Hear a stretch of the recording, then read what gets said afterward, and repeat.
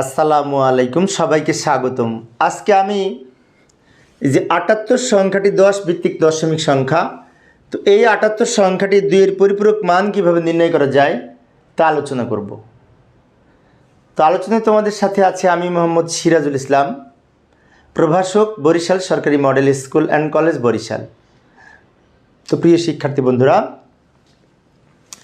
কোনো সংখ্যার, বিশেষ করে দশমিক সংখ্যা হতে যদি 2-এর পরিপূরক মান নির্ণয় করতে চাই, তাহলে প্রথমে আমাদের এই 78 সংখ্যাটিকে বাইনারিতে রূপান্তর করতে হবে। তো আমরা ইচ্ছে করলে ক্যালকুলেটর ব্যবহার করে এই 78 সংখ্যাটি 2-এর পরিপূরক মান নির্ণয় করতে পারি। যেমন এই যে 78 সমান লগে যদি চাপ দিই, তাহলে আমরা বাইনারি মান পেলাম 100-1110।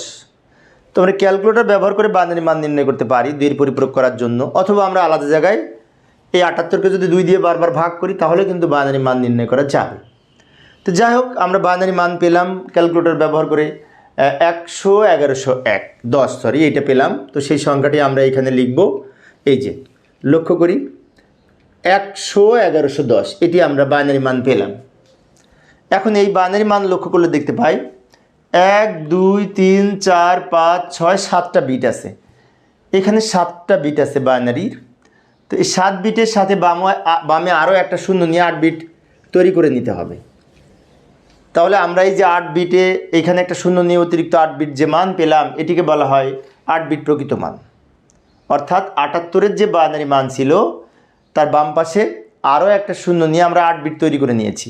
বামে শূন্য নিলে মানের কোনো পরিবর্তন হয় না, কিন্তু বামে যতটা শূন্য প্রয়োজন ততটা শূন্য নিয়ে আমাদের 8 বিটে সাজিয়ে লিখতে হবে। 8 বিটে সাজিয়ে লেখাটাকে বলা হয় প্রকৃত মান গঠন। এখন তোমাদের মনে হতে পারে 8 বিটে কেন সাজিয়ে লিখব? বিশেষ করে 2-এর পরিপূরক মান নির্ণয়ের ক্ষেত্রে আমাদের কোনো সংখ্যার বাইনারি মানকে 8 বিট, 16 বিট ইত্যাদি রেজিস্টারে সাজিয়ে লিখতে হবে। তো এই 78 সংখ্যাটি 8 বিট রেজিস্টারে ধারণ করে, কারণ 127 পর্যন্ত 8 বিটে লেখা যায়।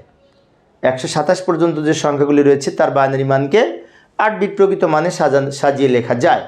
কিন্তু 127-এর উপরে অর্থাৎ 128 বা তার চেয়ে বড় সংখ্যাগুলিকে আমাদের 8 বিট রেজিস্টারে ধারণ করে না, সেজন্য 16 বিট রেজিস্টারে লিখতে হবে।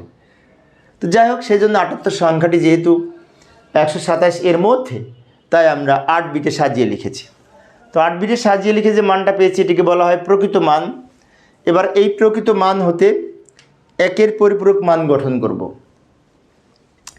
1-এর পরিপূরক মান কি? 1-এর পরিপূরক হচ্ছে কোনো সংখ্যার এই বাইনারি মানকে উল্টিয়ে লিখব। অর্থাৎ উপরে যদি 0 থাকে নিচে 1 হবে, উপরে 1 থাকলে নিচে 0 হবে। এভাবে উল্টিয়ে লিখে যে মান পাবো সেটাকে বলা হয় 1-এর পরিপূরক মান। তো আমরা লিখি, উপরে 0 আছে, 0-এর পরিবর্তে 1 হবে, 1-এর পরিবর্তে 0, 1-এর পরিবর্তে 0, 1-এর পরিবর্তে 0, 0-এর পরিবর্তে 1, 0-এর পরিবর্তে 1, 1-এর পরিবর্তে 0, 0-এর পরিবর্তে 1। এই যে মানটি পেলাম না, এটাকে বলা হয় এই 1-এর পরিপূরক মান। উল্টিয়ে নিয়েছি, 0-এর পরিবর্তে 1, 1-এর পরিবর্তে 0। এবার এই বাইনারি মানের সাথে আমরা 1 প্লাস করব। 1-এর পরিপূরক মানের সাথে যদি 1 যোগ করি, তো এইখানে যে মানটি পাবো সেটাকে বলা হবে এই 2-এর পরিপূরক মান। তো আমরা যোগ করি, এই যোগ কিন্তু বাইনারি যোগ। বাইনারি যোগ তো আমরা জানি 1 আর 1 যোগ করে 10 হয়, তাই না? কারণ হচ্ছে 1 আর 1 যোগ করে 2, 2-এর বাইনারি 10। সেই জন্য আমরা সহজেই বলে থাকি বোঝার জন্য যে বাইনারিতে 1 আর 1 যোগ করে 2টা 1 যোগ করে 10 হয়। তো লক্ষ্য করি, এই যে 1 আর 1 যোগ করে 10, 10-এর 0, হাতে থাকে 1, হাতের 1 এই 0-এর সাথে যোগ হবে, যোগ হয়ে 1 হবে।